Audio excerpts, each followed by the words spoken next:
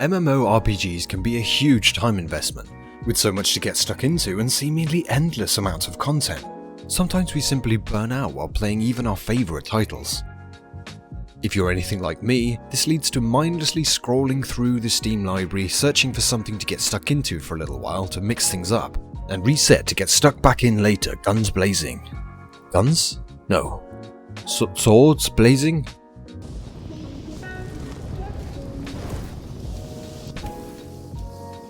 Yeah, that works. Today we go over a few games that can help heal your MMO burnout, while still providing some of the gameplay features that drew us to them in the first place. I'm Mitch Mannix, and this is 5 games to heal your MMO burnout.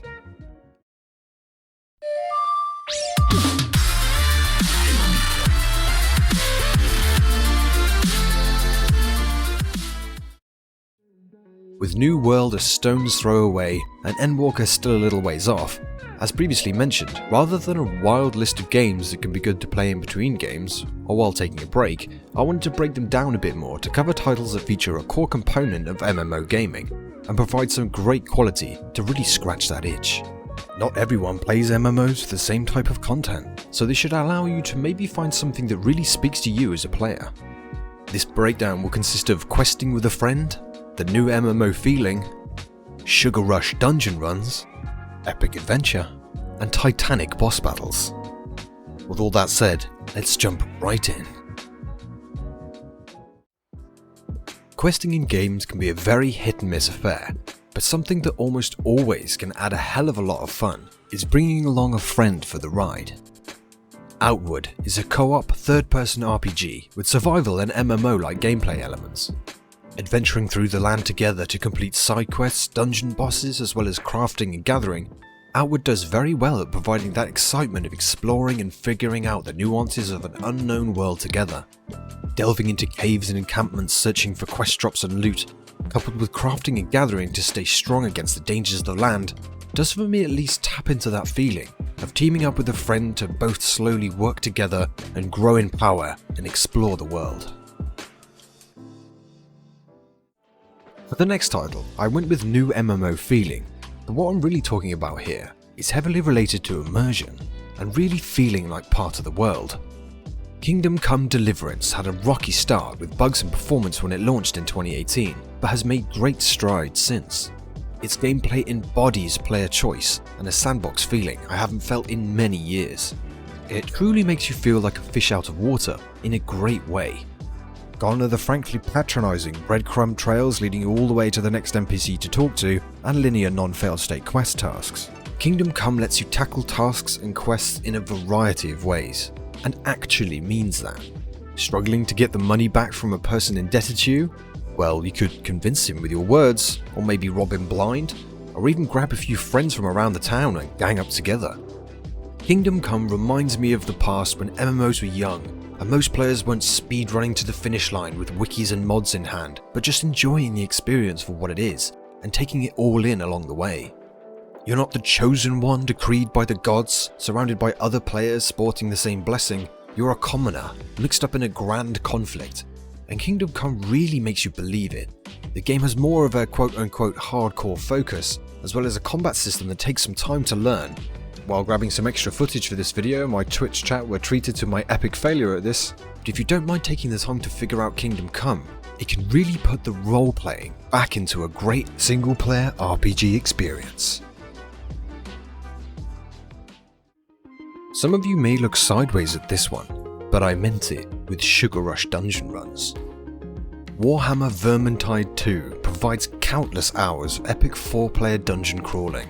And don't be fooled into thinking this is just a mindless hack and slash game. With multiple difficulty modes scaling with the rewards provided, Vermintide 2 becomes very tactical and requires good communication and cooperation to come out triumphant. A variety of classes, each with skill progression and full gear from both rewards and crafting to give that RPG injection, Vermintide blew past my expectations of a Left 4 Dead reskin into a solid action RPG that can be enjoyed just jumping in for some crazy fast-paced action on the lower difficulties, or grabbing a few friends and really putting your relationship to the test in the higher difficulty modes. Some great looking visuals, solid performance, surprisingly addictive progression system, Lots of fun, this one. Some of you may be like me, and when picking up a side quest in an MMORPG, you don't go in expecting it to reach the same heights as the content found in the main storyline. The Witcher 3 back in 2015 threw all of that out of the window. I couldn't not give this one a mention, as it really does run with the credo all killer, no filler. Never have I wanted 100% a map or region more than in this game.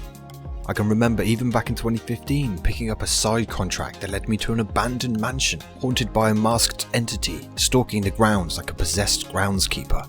The quality here for the solo questing content is through the roof and keeps bringing me back time and time again. If you're a solo quester looking to get some of the most well-rounded and highly engaging content released in recent memory, then it would be criminal not to give this one a look. The Monster Hunter series has been running since 2004, and in 2018 came Monster Hunter World. I had never played any game in this series before I tried World, and took a bit of time to get a foothold, but Monster Hunter World does epic boss encounters like nothing I've seen before. Going from taking on low ranks but still formidable foes, all the way up to the tempered elder dragons that can quickly take you to pieces, World's challenges are not for the faint-hearted, but can provide some truly amazing experiences. With a progression system linked to gear that is incredibly deep and satisfying, as well as coupling that with a potion and food buff system, this game speaks to those of us that yearn to rise to the challenge, put all the pieces together and come out on top after honing their skills and mastering mechanics. The game has a steep learning curve, but can really emulate that feeling of grouping up and grinding away at an encounter to overcome the odds and be rewarded with that sweet loot. Boss fights cranked up to 11. So those are 5 titles you may want to take a look at in those burnt out hours. I wanted to cover aspects that MMO players love. They're really executed well to maximise the enjoyment while your favourite MMO's debuff drops off. Let me know down in the comments the games you turn to when you burn out for a while. If you enjoyed the video, please drop a like on it as it really helps the channel. And if you're a fan of MMOs, then consider subbing to the channel, where we do all sorts of content around MMOs, and I always love getting your guys' opinions. Thanks again, and I'll see you in the next one.